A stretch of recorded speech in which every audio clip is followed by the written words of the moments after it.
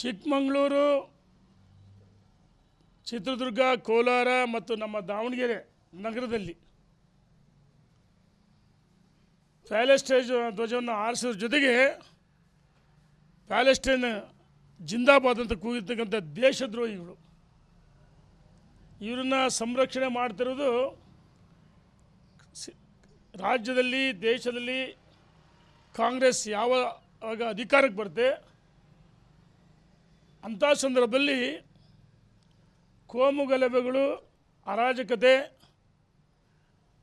ಈ ನೆಲದ ಕಾನೂನನ್ನು ಗೌರವಿಸೋ ಬದಲಾಗಿ ಕಾನೂನನ್ನು ಯಾರು ತೆಗೆದುಕೊಳ್ತಾರೆ ಅಂಥವ್ರನ್ನ ರಕ್ಷಣೆ ಮಾಡದೆ ಕಾಂಗ್ರೆಸ್ಸಿನ ಸರ್ಕಾರ.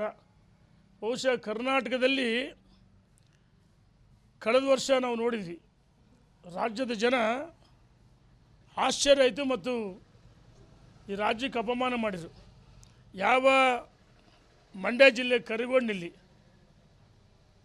ಹನುಮನ ಧ್ವಜ ಆರಿಸೋದನ್ನು ಕೆಳಗಿಳಿಸ್ತಕ್ಕಂಥ ಒಂದು ಕೃತ್ಯ ನಡೆಯಿತು. ಹಿಂದೂ ಸಂಘಟನೆಗಳ ಮೇಲೆ ಲಾಠಿ ಚಾರ್ಜ್ ಮಾಡಿ ಕೇಸ್ಗಳು ಹಾಕ್ತಕ್ಕಂಥ ಪ್ರಯತ್ನವನ್ನು ಮಾಡಿದರು. ಮೊನ್ನೆ ನಾಗಮಂಗಲದಲ್ಲಿ ಭಾಳ ಶಾಂತ ರೀತಿಯಿಂದ ನಮ್ಮ ಹಿಂದೂ ಸಂಘಟನೆ ಯುವಕರುಗಳು ಗಣೇಶನ ವಿಸರ್ಜನೆ ಮಾಡುವ ಸಂದರ್ಭದಲ್ಲಿ ಯಾವ ಕೇರಳ ಮೂಲದ PFI ಇರ್ಬೋದು, SFI ಕಾರ್ಯಕರ್ತರುಗಳು ನಮ್ಮ ಹಿಂದೂ ಯುವಕರ ಮೇಲೆ ಹಲ್ಲೆ ಮಾಡಿ ವ್ಯವಸ್ಥಿತವಾಗಿ ಮಸೀದಿಯಿಂದ ಕಲ್ಲೆಸೆದು ಪೆಟ್ರೋಲ್ ಬಾಂಬ್ಗಳನ್ನು ಎಸೆದು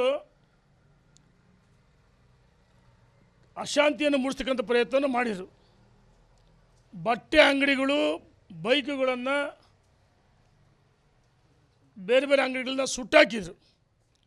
ಸರ್ಕಾರ ನಿರ್ದಾಕ್ಷಿಣ್ಯವೇ ಕ್ರಮ ಜರುಗಿಸಲಿಲ್ಲ.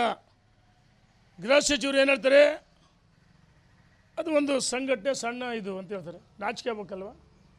ನಾವು ಈಗಾಗಲೇ ಹೇಳಿದ್ವಿ, ಗೃಹ ಸಚಿವರು ರಾಜೀನಾಮೆ ಕೊಡಲೇಬೇಕು, ಅಸಮರ್ಥ ಗೃಹ ಸಚಿವರು. ನಿಮಗೆ ಚುನಾವಣೆ ಪೂರ್ವದಲ್ಲಿ ಇವರು ಹೇಳ್ತಾರೆ ಸಾಮಾಜಿಕ ನ್ಯಾಯ ಹೇಳ್ತಾರೆ. ಸಾಮಾಜಿಕ ನ್ಯಾಯ ಕೊಡಲ್ಲ, ಅಲ್ಪಸಂಖ್ಯಾತರನ್ನ ಓಲೈಸಿಗೋಸ್ಕರ ಇಂಥ ಕೃತ್ಯಗಳಿಗೆ ಕುಮ್ಮಕ್ಕು ಕೊಡ್ತಾ ಇರೋದು ಕಾಂಗ್ರೆಸ್ಸಿನ ಮುಖಂಡರುಗಳು. ನಾನು ಕೇಳೋಕ್ಕೆ ಇಚ್ಛೆಪಡ್ತೀನಿ, ದಾವಣಗೆರೆ ನಗರದಲ್ಲಿ ಇಡೀ ವಿದ್ಯುತ್ ಕಂಬಗಳಿಗೆ ಅದೇ ಕೇಸರಿ ಫ್ಲೆಕ್ಸ್ಗಳು, ಧ್ವಜಗಳನ್ನು ಕಟ್ಟಿದರೆ ಪೊಲೀಸ್ ಇಲಾಖೆ, ಜಿಲ್ಲಾಡಳಿತವನ್ನು ತೆರವುಗೊಳಿಸ್ತಾರೆ. ಕಳೆದ ವರ್ಷ ತೆರವುಗೊಳಿಸಿದ್ರು. ಈಗ ಅದನ್ನು ವೈಭವೀಕರಿಸೋದಕ್ಕೆ ಅವಕಾಶ ಮಾಡಿಕೊಡ್ತಾರೆ. ಕೇಳ್ತೀವಿ ನಾವು ಜಿಲ್ಲಾಡಳಿತಕ್ಕೆ, ನಾಚಿಕೆಗಳು ನಿಮಗೆ ಜಿಲ್ಲಾಡಳಿತಕ್ಕೆ. ಪೊಲೀಸರು ಕಾಕಿ ಬಟ್ಟೆ ಹಾಕಿಂದಿರೋ ಅಥವಾ ಅವ್ರು ಗುಲಾಮರಾಗಿ ಕೆಲಸ ಮಾಡ್ತಿರೋ, ಕಾಂಗ್ರೆಸ್ ಏಜೆಂಟ್ರಾಗಿ ಕೆಲಸ ಮಾಡ್ತೀರಿ, ನಾಚಿಕೆ ಆಗಲ್ಲ ನಿಮಗೆ? ನಾನು ಕೇಳೋಕ್ಕೆ ಇಚ್ಛೆಪಡ್ತೀನಿ ಸರ್ಕಾರಕ್ಕೆ, ಇನ್ನು ಮುಂದೆ ಈ ರೀತಿ ಘಟನೆ ನಡೆದರೆ ಆ ಬಂಟ್ವಾಳದಲ್ಲಿ ಒಬ್ಬನು ಹೇಳ್ತಾನೆ, ಮೊಹಮ್ಮದ್ ಶರೀಫ್ ಸವಾಲಾಗ್ತಾನೆ. ನಾವು ಹೇಳ್ತಾ ಇದ್ದೀವಿ, ರೋಡಿಗೆ ಬನ್ನಿ ನೋಡೋಣ ಮೆರವಣಿಗೆ ಅಂತ ಹೇಳ್ತಾನೆ. ನೀವಿರುವುದು ಪಾಕಿಸ್ತಾನ, ಬಾಂಗ್ಲಾದಲ್ಲ, ಪ್ಯಾಲೆಸ್ಟೈನ್ ಅಲ್ಲ, ಭಾರತ ಮಾತೆಯ ಮಡಿಲಿನಲ್ಲಿ ಭಾರತೀಯ ಮಾತೆಯ ಮಕ್ಕಳಾಗಿರ್ಬೇಕವೇನ. ನೀವು ಈ ದೇಶದಲ್ಲಿದ್ದು ಹಿಂದೂಗಳನ್ನು ಅಪಮಾನ ಮಾಡಿದರೆ, ಅವಮಾನ ಮಾಡಿದರೆ, ಹಿಂದೂ ದೇವಾನುದೇವತೆಗಳ ಅಪಮಾನ ಮಾಡಿದರೆ ಈ ಸರ್ಕಾರ ತಕ್ಷಣಾಂತರ ಗಡೀಪಾರು ಮಾಡಬೇಕು. ಅದೇ ದೇಶಕ್ಕೆ ಅವ್ರು ಓಡಿಸ್ಬೇಕು, ಗಲ್ಲಿಗೇರಿಸ್ಬೇಕು. ಕಂಡಲ್ಲಿ ಗುಂಡಿಕ್ಕಿ ಹೊಡೆದಾಗ ಮಾತ್ರ, ಕಂಡಲ್ಲಿ ಗುಂಡಿಟ್ಟು ಹೊಡೆದಾಗ ನೀವು ಭಾರತ ಮಾತೆಯ ಮಕ್ಕಳಾಗ್ತೀರಿ. ಕಾಂಗ್ರೆಸ್ಸಿಗೆ ಕೇಳೋಕ್ಕೆ ಇಚ್ಛೆ ಪಡ್ತೀನಿ, ಇನ್ನು ಮುಂದೆ ಪೊಲೀಸರು ಸರ್ಕಾರ ಕ್ರಮ ತೆಗೆದುಕೊಳಿದ್ರೆ ನಾವು ಹಿಂದೂಗಳು ಹೇಡಿಗಳಲ್ಲ, ನಮಗೂ ಬರುತ್ತೆ ಶಸ್ತ್ರಾಸ್ತ್ರ ಹಿಡಿಯೋಕ್ಕೆ. ಆದರೆ ನಾವು ಶಾಂತ ರೀತಿಯಿಂದ ಇರಬೇಕು, ಈ ನೆಲದ ಕಾನೂನನ್ನು ಗೌರವಿಸಬೇಕು. ಅದಕ್ಕೋಸ್ಕರ ನಾವು ಶಾಂತ ರೀತಿಯಿಂದ ಇದ್ದೀವಿ. ಇನ್ನು ಮುಂದೆ ಈ ರೀತಿ ಉದ್ದಟವನ್ನು ಹೇಳಿಕೆ ಕೊಟ್ಟರೆ ಬೀದಿಗಳು ಬನ್ನಿ ನೋಡೋ ಅಂತ ಸವಾಲು ಹಾಕಿರೆ, ಆ ಸವಾಲನ್ನು ಈಗಾಗಲೇ ನಮ್ಮ ಹಿಂದೂ ಸಂಘಟನೆಗಳು ಯುವಕರು ಸ್ವೀಕರಿಸಿ ಬೀದಿಗೆ ಹೋಗಿದ್ದಾರೆ. ಮೊನ್ನೆ ಗಣೇಶನ ಪೊಲೀಸರೇ ವಿಸರ್ಜನೆ ಮಾಡ್ತಾರೆ. ನಾಚುವಲ್ಲಿ ನಿಮಗೆ ಎಲ್ಲ ಕಡೆ ಪ್ಯಾಲೆಸ್ಟೈನ್ ಜ್ವಾಲಿಸ್ತಾರೆ. ಪ್ಯಾಲೆಸ್ಟೈನ್ ಜಿಂದಾಬಾದ್, ಪಾಕಿಸ್ತಾನ್ ಜಿಂದಾಬಾದ್ ಅಂತ ಕೂಗಿದವರಿಗೆ ಮೂಕ ಪ್ರೇಕ್ಷಕರಾಗಿರ್ತಾರೆ ಪೊಲೀಸರು. ಏನು ನಿಮಗೇನೋ home minister C M D C M ಅವ್ರಿಗೆ ರಕ್ಷಣೆ? ಯಾರು ಭಾರತ ಮಾತೆಯ ಮಕ್ಕಳು ಭಾರತ ಮಾತೆಗೆ ಜೈ ಅಂದರೆ ಅವರನ್ನು ಬಂಧಿಸ್ತೀರಿ. ಪಾಕಿಸ್ತಾನ್, ಬಾಂಗ್ಲಾ, ಪ್ಯಾಲೆಸ್ಟೈನ್ ಜಿಂದಾಬಾದ್ ಅಂದರೆ ಅವ್ರಿಗೆ ರಕ್ಷಣೆ ಕೊಡ್ತೀರಿ. ನಾಚಿಕೆ ಅಲ್ವಾ? ಇನ್ನು ಮುಂದೆ ಇಂಥ ಘಟನೆ ನಡೆದು ಸಹಿಸಲ್ಲ ಅಂತೇಳಿ ನಾನು ಎಚ್ಚರಿಕೆಯನ್ನು ಕೊಡ್ತೀನಿ. ಇದೇ ರೀತಿ ನಡೆದರೆ ಈ ದೇಶದಲ್ಲಿ ಕಾಂಗ್ರೆಸ್ ಹೆಂಗೆ ಧೂಳಿಪಟ್ಟಾಗಿದೆ, ರಾಜ್ಯದಲ್ಲೂ ಧೂಳಿಪಟ್ಟಾಗುತ್ತೆ ಅಂತೇಳಿ ಎಚ್ಚರಿಕೆ ಕೊಡ್ತಾ ಇದ್ದೀನಿ. ಈಗ ಏನಾಗಿದೆ, ನಮ್ಮ ಹಿಂದೂ ಯುವಕರು ಏನು ತಪ್ಪು ಮಾಡದಿದ್ರು ತಕ್ಷಣ ಬಂಧಿಸ್ತಾರೆ, ಜೈಲಿಗೆ ಕಳಿಸ್ತಾರೆ. ಅದೇ ಅವರಿಗೆ ಏನು ನಾನು ಹೇಳಿದಲ್ಲ, ಮುಖ್ಯಮಂತ್ರಿಗಳು, ಉಪಮುಖ್ಯಮಂತ್ರಿಗಳು, ಗೃಹ ಸಚಿವರು ಅವರನ್ನು ರಕ್ಷಣೆ ಮಾಡಿರಿ, ಭಾರತ್ ಮಾತೆಗೆ ಜೈ ಅಂದ್ರೆ ಜೈಲಿಗೆ ಕಳಿಸ್ರಿ. ಅಥವಾ ಪಾಕಿಸ್ತಾನ್, ಪ್ಯಾಲೆಸ್ಟೈನ್, ಬಾಂಗ್ಲಾ ಜಿಂದಾಬಾದ್ ಅಂದರೆ ಅವರನ್ನು ರಕ್ಷಣೆ ಮಾಡ್ತಾರೆ. ನಾಚಿಕೆ ಆಗಬೇಕಲ್ಲ ಸರ್ಕಾರಕ್ಕೆ. ಇನ್ನು ಮುಂದೆ ಸಹಿಸಲ್ಲ, ನಾವು ಬೀದಿಗಿಳಿಬೇಕಂತೇಳಿ ಎಚ್ಚರಿಕೆಯನ್ನು ಕೊಡ್ತಾ ಇದ್ದೀವಿ. ನಾನು ಅದನ್ನೇ ಹೇಳ್ತಿರೋದು. ಅಲ್ಲಿ ಹೋಮ್ ಮಿನಿಸ್ಟರ್ ಈಗ ಹೇಳ್ತಾರೆ, ನಮ್ಮ ಭಾರತೀಯ ಜನತಾ ಪಾರ್ಟಿ ಸತ್ಯಾಗ್ರಹ ಸಮಿತಿ ಹೋಗಿದೆ. ಅಲ್ಲಿ ರಾಜ್ಯಾಧ್ಯಕ್ಷ ವಿಜಯೇಂದ್ರ, ಆರ್ ಅಶೋಕ್ರವರು, ಭಾಳಷ್ಟು ಜನ ಮುಖಂಡರುಗಳು ಭೇಟಿ ಕೊಟ್ಟಿದ್ರೆ. ನಿನ್ನೇನು ಸಮಿತಿ ಹೋಗಿ ಭೇಟಿ ಕೊಟ್ಟಿದೆ. ಅಲ್ಲಿ ವಾಸ್ತವಾಂಶವನ್ನು, ಬಟ್ಟೆ ಅಂಗಡಿಗಳು, ಬೈಕ್ಗಳು, ಯಾವ್ಯಾವ ಅಂಗಡಿ ಸುಟ್ಟಿದ್ದಾವೆ, ಮುಗ್ಧ ಮಹಿಳೆಯರು ತಮ್ಮ ಅಹವಾಲುಗಳನ್ನು ಹೇಳ್ಕೊಡಿದ್ದಾರೆ. ಇವ್ರು ಹೋದರೆ ಏನು ಉತ್ತರ ಕೊಡೋಕ್ಕೂ ಇಲ್ಲ, ನಾವು ಜೈಲಿಗೆ ಹಾಕ್ತೀವಿ ಅಂತ ಹೇಳ್ತಾರೆ. ಅಲ್ಲಿ ಹೋದರೆ ಇವರಿಗೆ ಹಿಂದುಳು ಗೆರವು ಮಾಡ್ತಾರೆ, ಜನ ರೊಚ್ಚಿಗೆ ಹೇಳ್ತಾರೆ ಅಂತೇಳಿ ಇವ್ರಿಗೆ ಹೋಗಿ ತಾಕತ್ತಿಲ್ಲ, ಅದಕ್ಕೋಸ್ಕರ ಹೋಗಿಲ್ಲ. ರಮೇಶ್ ಜಾರಕಿಹೊಳಿ ಅವರು ನಾನು ಯಾವುದೇ ಕಾರಣಕ್ಕೂ ವಿಜೇಂದ್ರ ಅವರು ಒಪ್ಪೋದಿಲ್ಲ ಅಧ್ಯಕ್ಷ. ಒಂದು ಭಾರತೀಯ ಜನತಾ ಪಾರ್ಟಿ ಆಂತರಿಕ ವಿಚಾರವನ್ನು ದಾರಿಲಿ ಬೀದಿಲಿ ನಾವು ಮಾತಾಡೋಕ್ಕೆ ಇಚ್ಛೆ ಪಡಲ್ಲ. ವಿಜೇಂದ್ರ ಯಡಿಯೂರಪ್ಪನ ನಾನು ವಿವಾದ ಹೇಳಿಕೆಗಳಲ್ಲ. ವಿಜೇಂದ್ರ ಅವ್ರನ್ನ ರಾಜ್ಯ ಅಧ್ಯಕ್ಷರು ಮಾಡಿದ್ದು ನರೇಂದ್ರ ಮೋದಿ, ಅಮಿತ್ ಶಾ, JP ನಡ್ಡಾರವರು, ಭಾರತೀಯ ಜನತಾ ಪಾರ್ಟಿಯ ರಾಷ್ಟ್ರೀಯ ನಾಯಕರು, ರಾಜ್ಯದ ನಾಯಕರು ಚರ್ಚೆ ಮಾಡಿ, ವರಿಷ್ಠರೆಲ್ಲ ಸೇರಿ ಚರ್ಚೆ ಮಾಡಿ, ಸಂಘ ಪರಿವಾರ ಜೊತೆ ಚರ್ಚೆ ಮಾಡಿ, ರಾಜ್ಯ ಅಧ್ಯಕ್ಷ ಮಾಡಿದ ನಂತರ ಇಡೀ ರಾಜ್ಯದ ಉದ್ದಗಲಕ್ಕೆ ಪ್ರವಾಸ ಮಾಡಿ ಪಕ್ಷವನ್ನು ಸಂಘಟನೆ ಮಾಡಿದರೆ, ಭ್ರಷ್ಟಾಚಾರದ ವಿರುದ್ಧ ಹೋರಾಟ ಮಾಡಿದರೆ ಪಾದಯಾತ್ರೆ ಯಶಸ್ವಿಯಾಗಿದೆ. ಮೊನ್ನೆ ಸಂಘ ಪರಿವಾರದವರು ಸಂಘದ ಕಚೇರಿಯಲ್ಲಿ ಕರೆಸಿ ಈಗಾಗಲೇ ಯಾರೂ ಪಕ್ಷದ ವಿರುದ್ಧ ಮಾತಾಡಬಾರ್ದು, ಆಂತರಿಕ ವಿಚಾರ ಮಾತಾಡಬಾರ್ದು ಅಂತ ಹೇಳಿದರೆ, ಇಷ್ಟಾದ್ಮೇಲೆ ಮಾತಾಡ್ತಂದರೆ ನಮ್ಮ ರಾಷ್ಟ್ರೀಯ ನಾಯಕರು, ರಾಜ್ಯದ ನಾಯಕರು ಮತ್ತು ವರಿಷ್ಠ ಸಂಘ ಪರಿವಾರದ ಎಲ್ಲವೂ ಗಮನಿಸ್ತಾರೆ. ಭಾಳ ಕಠಿಣವಾಗಿ, ಕಠೋರವಾಗಿ ಯಾರೇ ತಪ್ಪು ಮಾಡಿದ್ರು ಅಂಥವ್ರ ವಿರುದ್ಧ ನಿರ್ದಾಕ್ಷಿಣ್ಯ ಕ್ರಮ ಜರುಗಿಸ್ತೀವಿ ಅಂತ ಹೇಳಿದ್ರೆ ಮಾಧ್ಯಮದಲ್ಲಿ ನೋಡಿದ್ದೀನಿ. ನಾನು ಹೇಳ್ತಿದ್ದೀನಿ, ವಿಜೇಂದ್ರನ ರಾಜ್ಯಾಧ್ಯಕ್ಷ ಒಪ್ಪಿಗೆಲ್ಲ ಅಂದರೆ ಮತ್ತು ಯಾರು ಒಪ್ಕೊಂತೀರಿ? ಹಾಗಾದರೆ ನರೇಂದ್ರ ಮೋದಿ, ರಾಷ್ಟ್ರೀಯ ನಾಯಕರಾದ ನರೇಂದ್ರ ಮೋದಿಯವರಿಗೆ, ಅಮಿತ್ ಶಾ ಅವರಿಗೆ, JP ನಡ್ಡಾರವರಿಗೆ ಅಥವಾ BL ಸಂತೋಷ್ ಸಂಘ ಪರಿವಾರಕ್ಕೆ ಅಪಮಾನ ಮಾಡ್ತೀರಾ?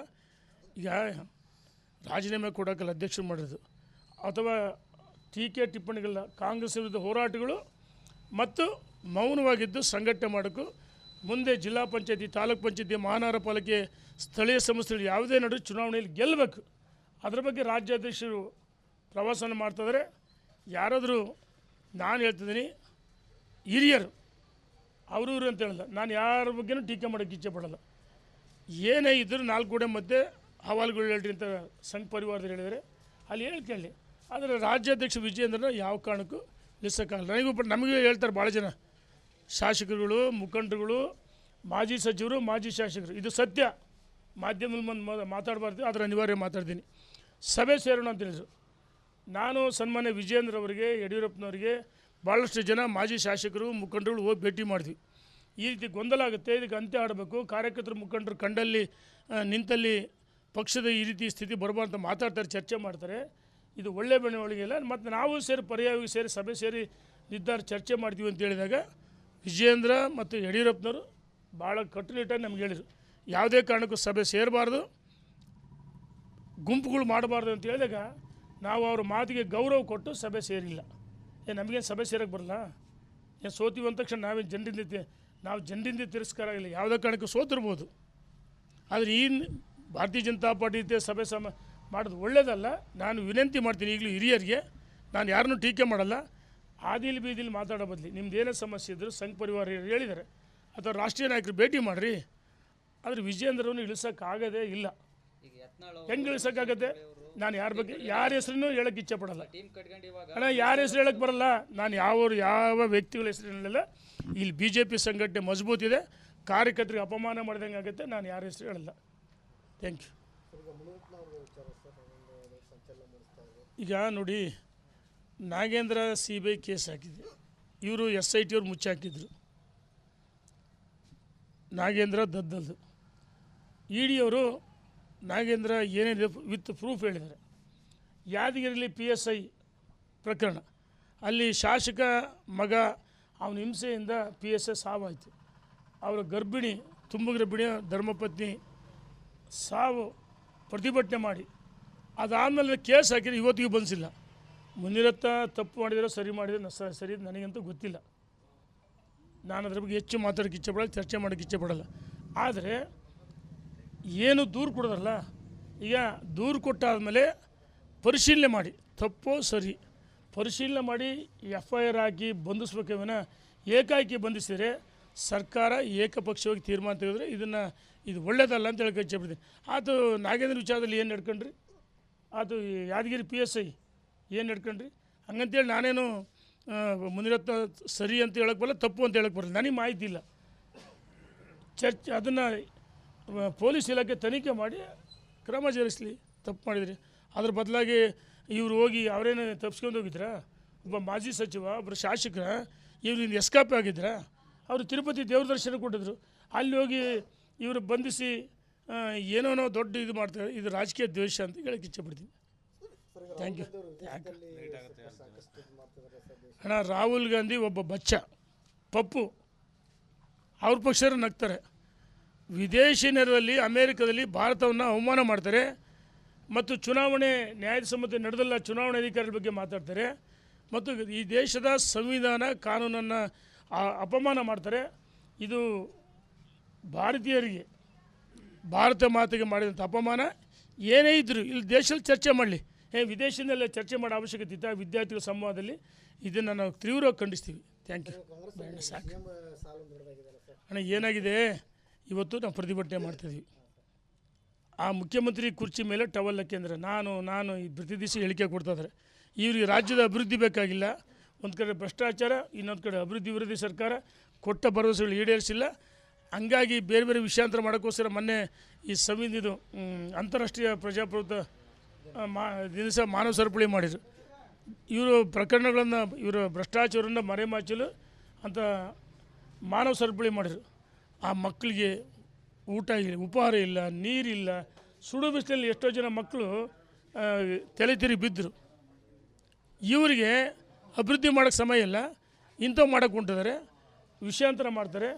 ನಾನು ಹೇಳ್ತಿದ್ದೀನಿ, ನಿಮಗೆ ಜನ ಅವಕಾಶ ಕೊಡಿದ್ರೆ 1.5 ವರ್ಷ ಆದ ಅಧಿಕಾರಕ್ಕೆ ಬಂದು, ಕೊನೆ 6 ತಿಂಗಳು ಔಟ್ ಗೋಯಿಂಗ್, 2 ವರ್ಷ ಆಗುತ್ತೆ, ಇನ್ನು 3 ವರ್ಷ. ಆದರೆ ಈ 3 ವರ್ಷದೊಳಗೆ ಸರ್ಕಾರ ಇರುತ್ತೆ. ಯಾಕಂದರೆ ಅವ್ರು ನೋಡಿದರೆ ವಾತಾವರಣ ನಡವಳಿಕೆ ನೋಡಿದರೆ ಸರ್ಕಾರ ಪತನ ಆಗ್ಬೋದು ಅನಿಸುತ್ತೆ. ಧನ್ಯವಾದಗಳು.